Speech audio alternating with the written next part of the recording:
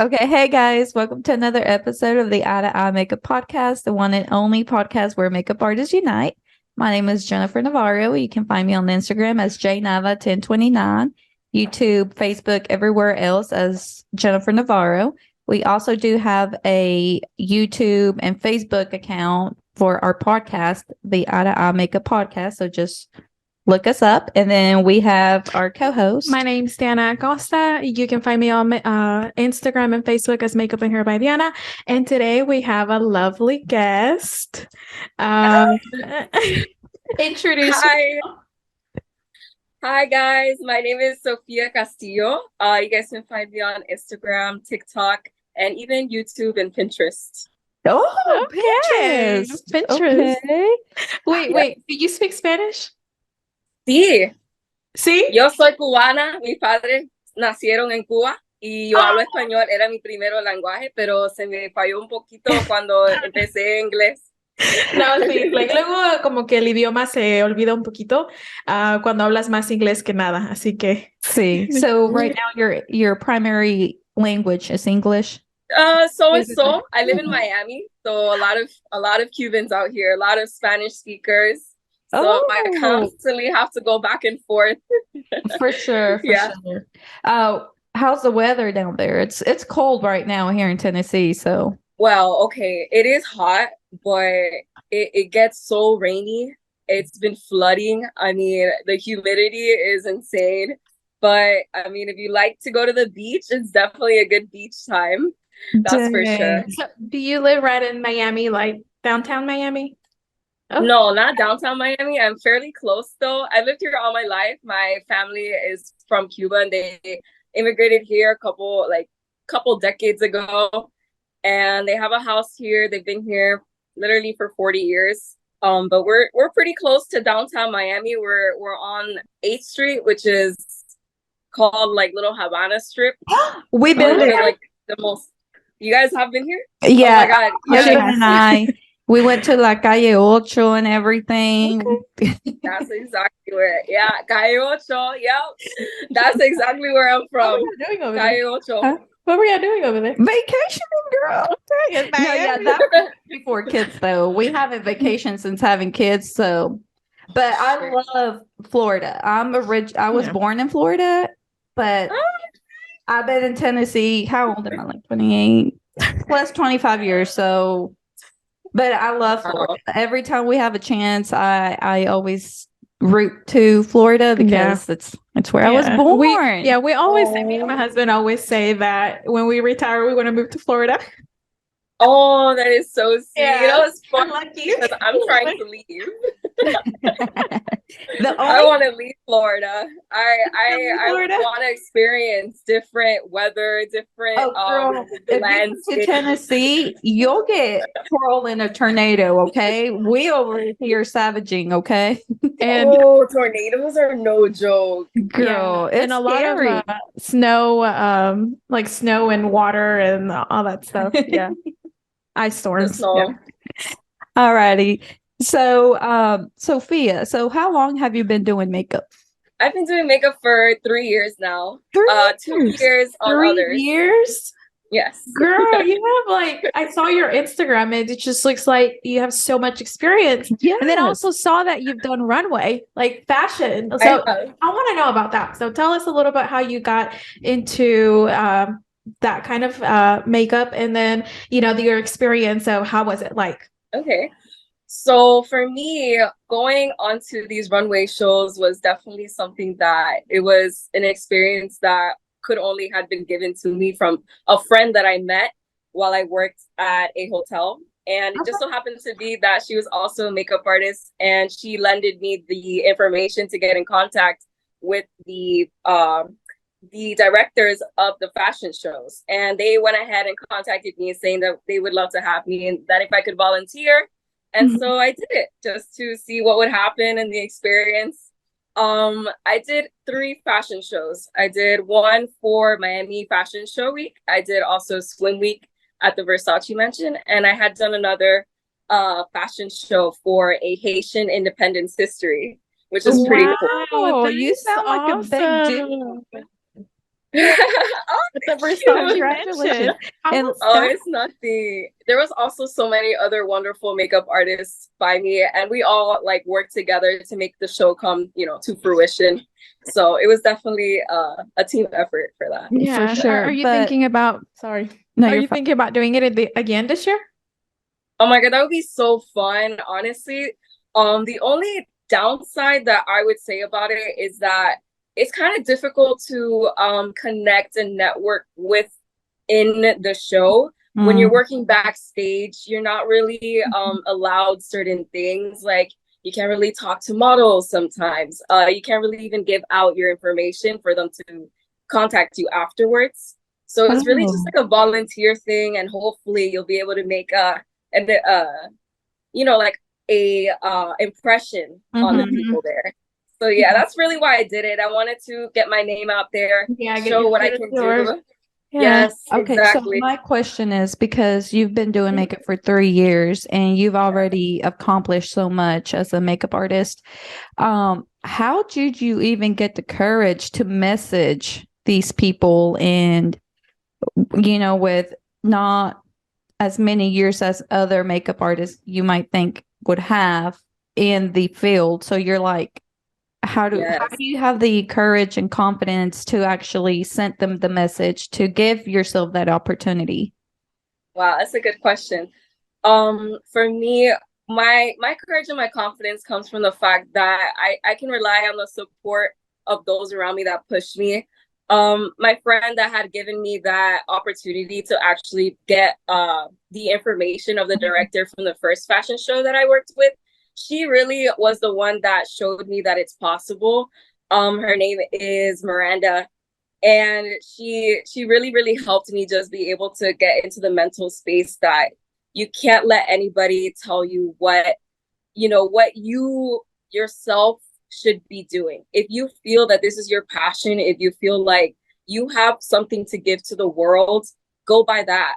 Remember that. And I just kept telling myself, it doesn't matter how long I've been doing this. It doesn't matter what experience I have. I'm getting the experience. And that's what matters. I love that. I Yes. just love that confidence and just the courage of doing that, For because sure. some people, I mean, me, I still don't feel like I have the confidence or courage. And Me even though I've too. been It doing is so it for about hard. 8 years, but yes, you're a good So hard.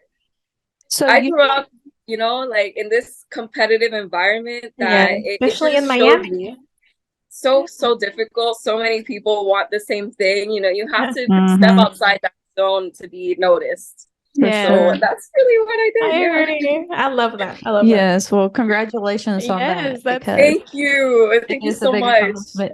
Okay, so That means a lot to me. you're welcome. So I see that you do very creative looks. How do you get inspired? Oh man, so many things, so many people inspire me. I mean, when I first started doing makeup, all I had was eyeshadow. I didn't have any like foundation, concealer. So I would just go on Google and YouTube and look up makeup videos, makeup looks. And I would see like a lot of drag queens, a lot of, like Nikki tutorials, like people that have been in that, world for so long and that have taught themselves. That really gave me a lot of motivation and confidence to just tell myself that you can teach yourself what it is that you want. Like just fun with it. And I'm here now. Yeah, because crazy. your looks look really good. Like, yeah, you're so creative. Very, very creative and very pretty. You know who you look like? So have you seen Euphoria? Euphoria. You Kat? like Barbie. Yes.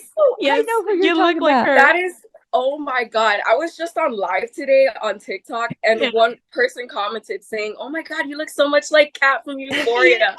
Yes, you look like her. Insane. She's beautiful. You're super beautiful. So, but talking you about too.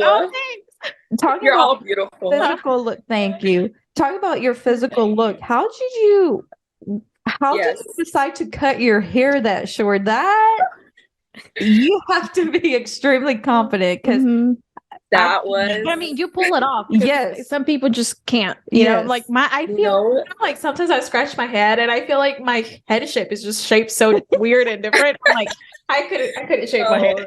I think I have a flat head. One of the things that I have seen so much since I've cut my hair is just how much like women do want to do it. And they're so afraid because of like all the societal pressure, right? You have to have long hair to be considered beautiful. And all my life growing up, I had like super long, thick curly hair, like up to like, my butt. And I don't know if I can say that, but like, girl, it's fine. it's so hot. I just remember like all my tias, all of my grandmas, they were cutting their hair, dyeing it red, doing all these sorts of things. And I was like, why is it okay if like I'm 80 years old and I want to do it, but I can't do it if I'm like 20? I've noticed like las señoras, like las viejitas, they get the short hair for the lice makeup. But, why is it not okay for the younger girls? Exactly. I really wanted to challenge that sort of like mindset here. I wanted to just challenge myself to not really let other people's opinions of what I need to look like determine what I should do with my life. And at the end of the day, having short hair makes me so much happier. I don't have to deal with, having to fix it. And in the shower, it's the worst thing. Yes. Wet hair. I can't stand wet hair touching my back. I hated having to take out all the clumps of hair because it would always just like drain my entire sink. And I was just over it. So many different things, honestly, it just made me want to cut it. But I've been so happy since. Well, you rock it. You look fabulous with it. Period. Okay. So obviously we see that you post a lot of content around your makeup. How has creating content for your makeup business benefited you, such as like collaborations and new clients and etc.? Oh yeah. The content creation has really pushed me to a different side of makeup artistry. I get the opportunity to have brands reach out to me, wanting me to promote their products and things like that. So it's definitely like such a grateful experience. I mean, I didn't believe that it could be possible 2 years before, but it's really true. If you just keep pushing, like all those things that you want will come to life. Yeah, the reality. I did see that. I'm sorry. I did see that you do get a lot of PR packages. So, I mean, did they just start reaching out to you, or did you start reaching out to them, or how did that go? It initially started with them reaching out to me, and eventually I did kind of get a little bit more brave to reach out to some companies and then see if they would want to collaborate with me. So yeah, it did start out with them reaching out to me. I actually found out that it's like I've had some reach out to me, but I just don't. I don't know if that's where I kind of want to go to, but I do want to reach out to some, but I just don't even know how to start with. Oh my gosh, the best thing that you can do is leave your email in your bio and they will just reach out. And I have had scams, like I have had a couple scams. So that is the worst part about it is you can get scammed. Yeah, it does suck. But most of the times, like you can like tell that it's a scam because the way they word the Gmail, the way they word the email, and then they're asking for you to pay for something which they'll never ask you to pay for anything. So yeah, those are little things, but I think it also comes down to having like the belief in yourself and the belief in the company that's reaching out to you. Because I couldn't be like working with a company that I don't believe in their moral compass or, like what they do with their products and how they test the products. Like I can't, it's just in me to not be able to do that. But yeah. So are the PR like local businesses or like, is it like a bigger Kiss? Like a mix. Kiss from like the lashes. Kiss, yes. Yeah. Kiss sent me. I'm actually wearing them right now. Yes. Oh, so you like I know. When they contacted me, I thought it was a scam. I was like going on Google, is Kiss Products USA at Gmail? Is it true? I was like, what? So yeah, they're definitely probably the biggest brand. Yeah. And LA Girl reached out to me as well. Yes, those two are the biggest brands that I've been able to collaborate and partner with. Super grateful. I can't even believe it. It's like magical. Oh, you guys are so sweet. Thank you. No, I mean, those are big brands to me. So Yeah, they I would are. be way beyond proud to even get PR and work with them like that. Those are big brands. So don't belittle your accomplishments, okay? Okay, I'll definitely take that with me. Definitely. This means a lot to me. I've never had a like interview slash conversation like podcast. Yeah. So this is really awesome. This is yeah, I love this. Oh no. Thank you for allowing us to get to meet you and you know, get a little bit of like any tips and stuff to get ourselves wet and like in there. So especially taking the time because we all have never give up schedules.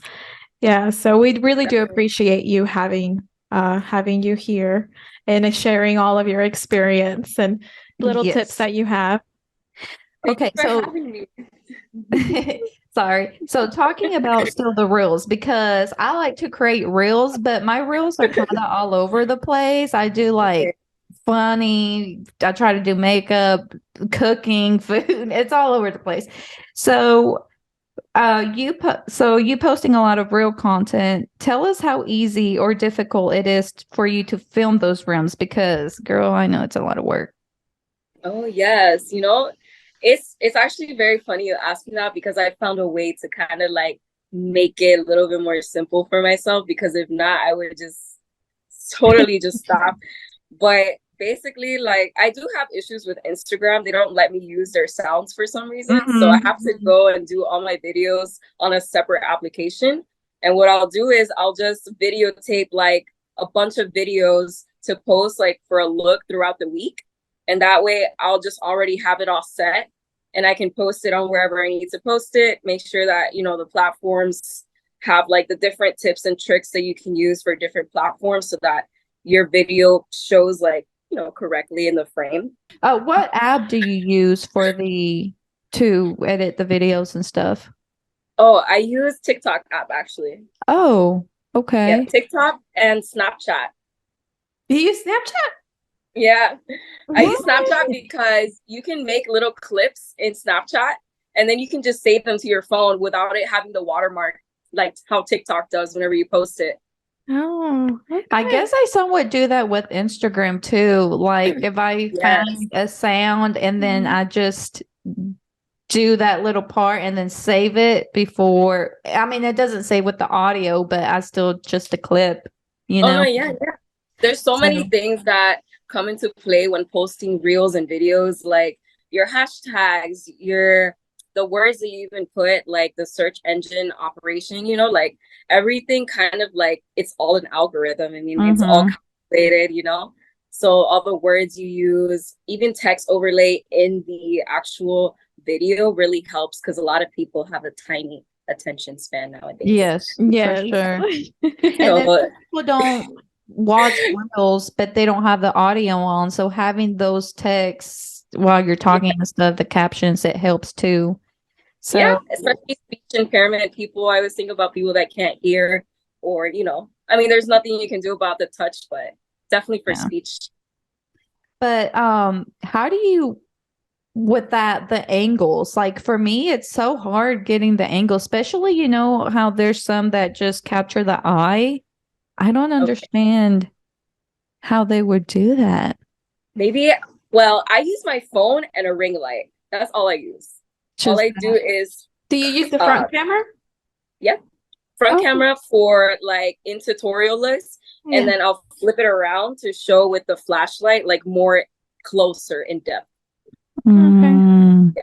And I don't do filters. But a ring light is super helpful because it just keeps your phone, and then you can kind of like zoom in and it'll show like the angle that you want. So that's how I do it. I like to use good lighting, and then I'll just angle it in a way that I know I can show what I want to show. And then I'll do it like that.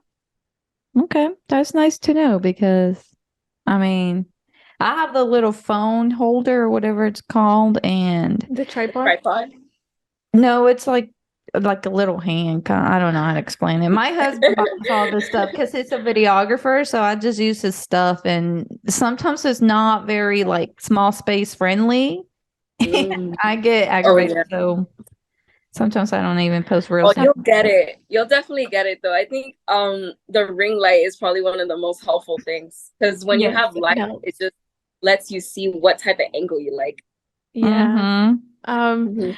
I was wondering because I see that you're very, very talented and you're very creative. Did you go to school for makeup or are you just self-taught?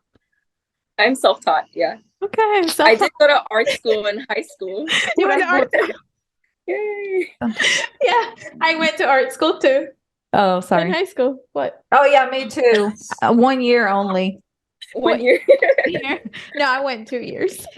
But That goes to show, I you didn't know? try my best though. Now I wish I could go back to high school and take those art classes and really give it my all. You know? You know, my best teacher has been YouTube. I will say my best teacher has been YouTube. YouTube University. YouTube University. Oh yeah. Who's your favorite makeup artist? Like the big makeup artist? Nikki Tutorials. There's actually a hijabi Barbie girl. I forgot her name. Hijabi is her name. No, I haven't. Mm-mm. Very, very. I follow a lot of like European, Arabic type like Instagram creators, even on TikTok. They really inspire me a lot, and I just get a lot of creative like flow from it. So I really tend to just Google European Arabic makeup and then boom, it pops up.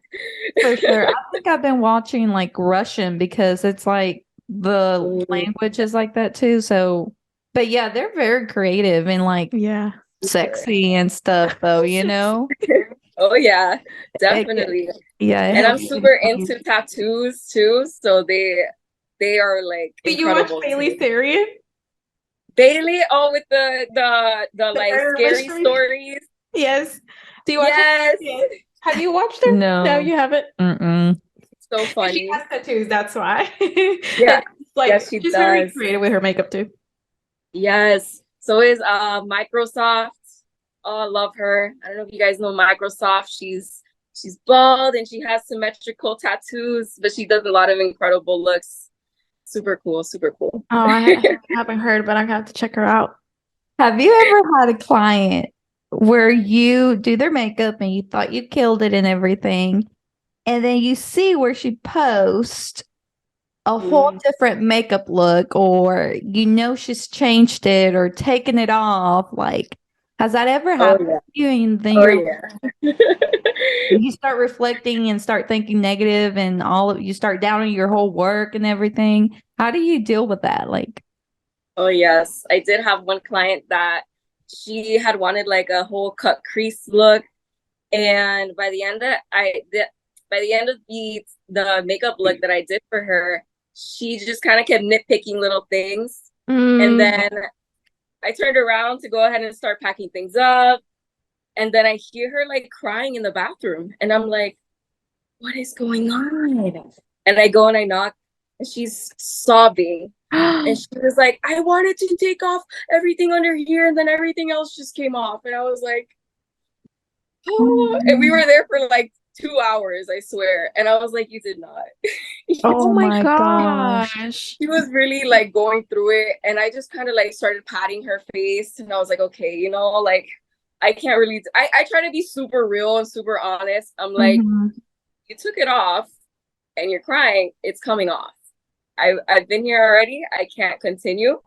The best that I can do is this. And then, you know, at the end of it, I tried to give her like a little bit of a, you know, like even though this was not the best experience, the next time might be better if we do this, and that, you know, like, I guess I try to be very realistic about it because I don't want to also get into my own head, because when I do get into my own head, then the result is even worse.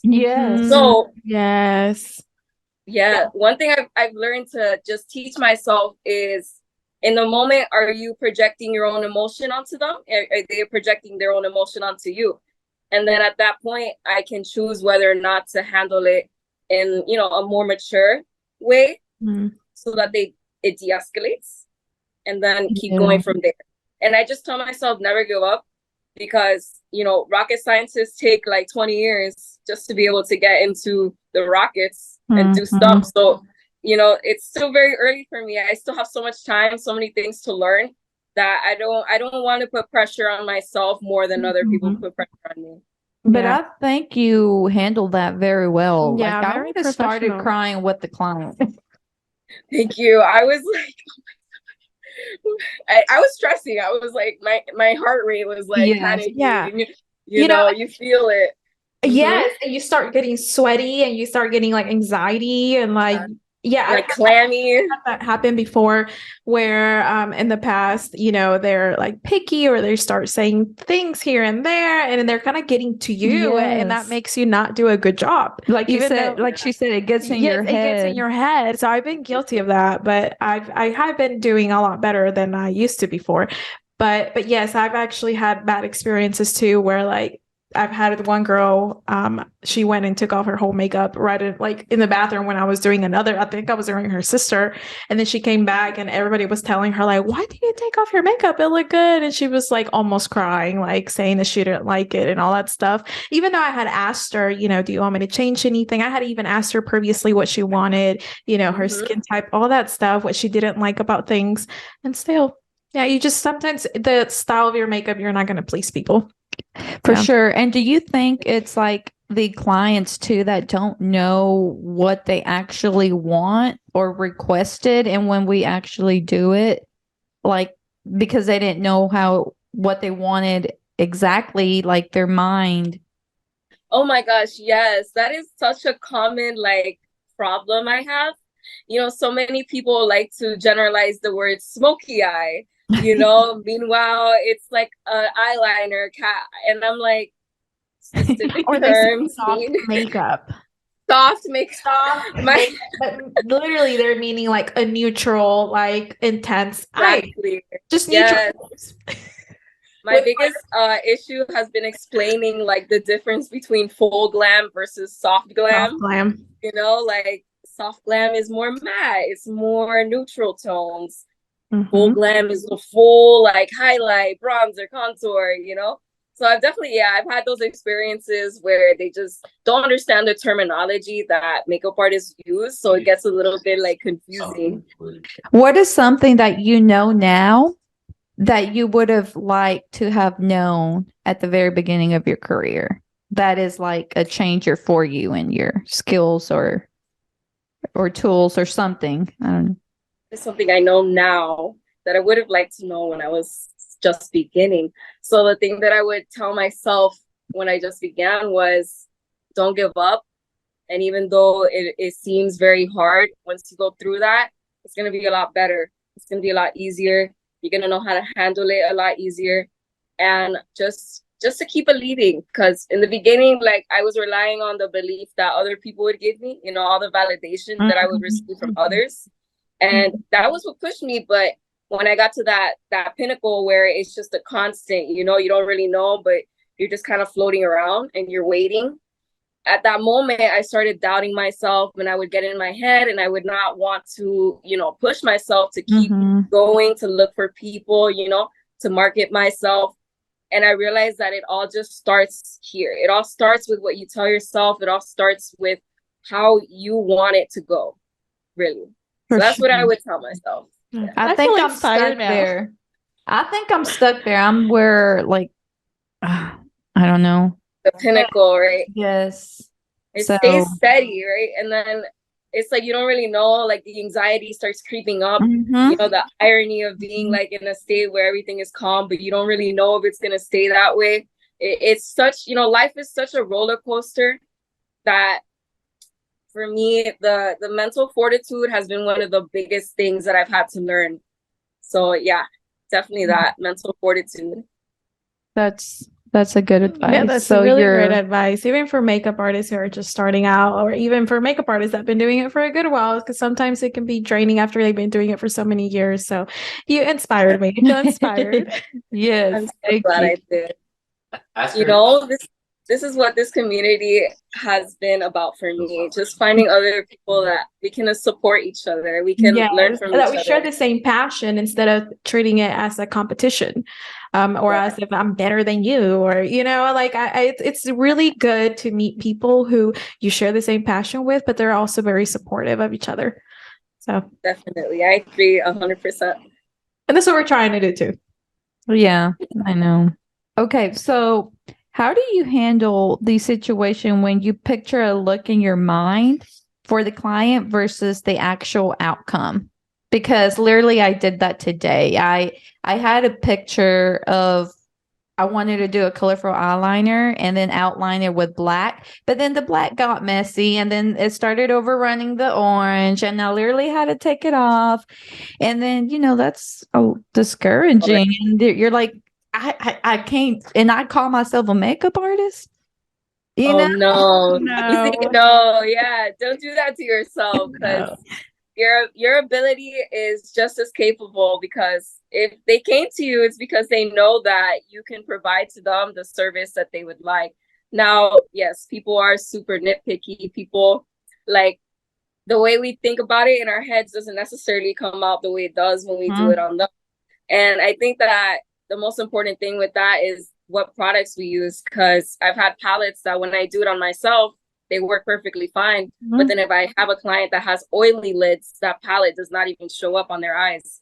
Even if I use a primer, you know, a good primer and everything, like, the palette just doesn't work. So not only that, like, knowing the client, knowing their face shape and all that, is just, everything comes together, right?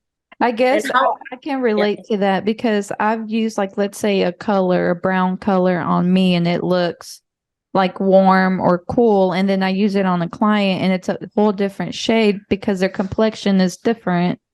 Yes. And then you're like, okay, well, what now?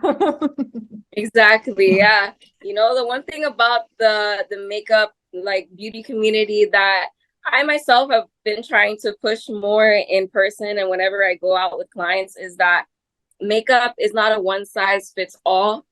And what may look good on me might not look good for you. And what you like may not be what I like, and vice versa. So whenever I have an indecisive client or a client that just says, do whatever you think would look best, I try to keep in mind, like, the color theory, the color wheel, and what they would actually want. Because a lot of people think, oh yeah, I want this, but they really want, like, something more simple. They're okay with those colors, with that. Yeah, because the biggest thing for me is, like, the lashes.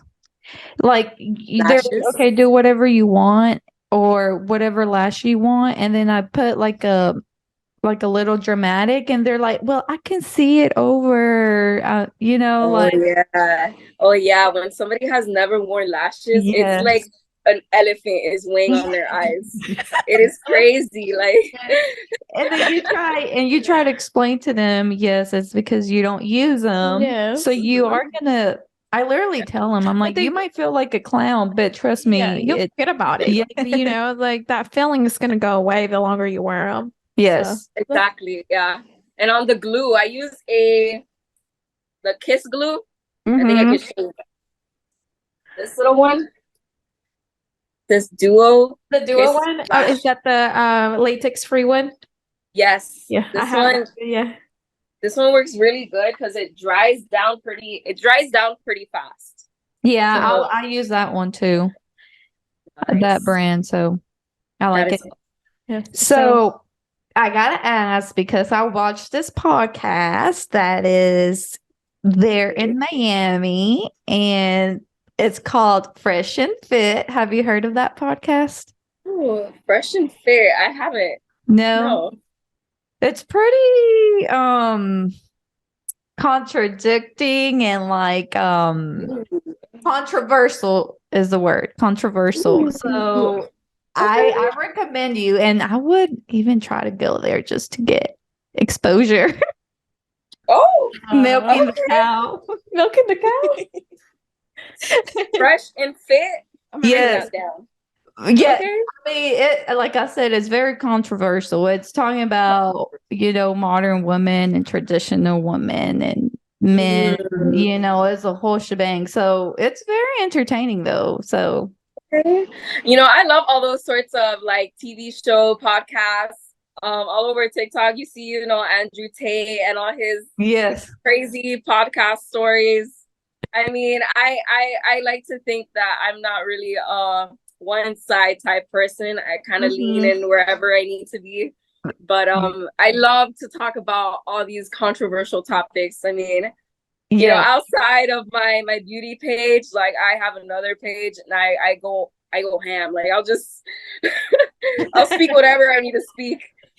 That's good. That's good. I'm not like that. I'm very more conservative, more like quiet mouse over here, but I feel like I can be both. But yeah. Okay. Sure. So we have like a minute left. Yeah. So to wrap this up, one question for you. The last one. Have you weighed your makeup bag? Have I weighed my makeup bag? Yes. Oh my God, never. And I have 2 makeup bags. Girl, well, we challenge you to weigh your bag and make a reel out of it, because we have a reel where we actually both weigh our bags, and it's like 40 plus pounds. Yeah. I don't remember how much, but you should definitely do that. I don't doubt it. I used to carry like 140-pound dogs, and this bag is like the same thing. I'm there like. All right. Yeah. Well, it says we have less than a minute, and it's gonna cut off. So well, thank you guys so much. Thank you so much. Love you. You inspired us a lot. Connected, okay? Yes. I'm so glad we were able to get connected. This is a lifetime thing too. This doesn't stop here. No, for sure. Just the beginning. Yes, for sure. All righty, girl. Well, thank you so much.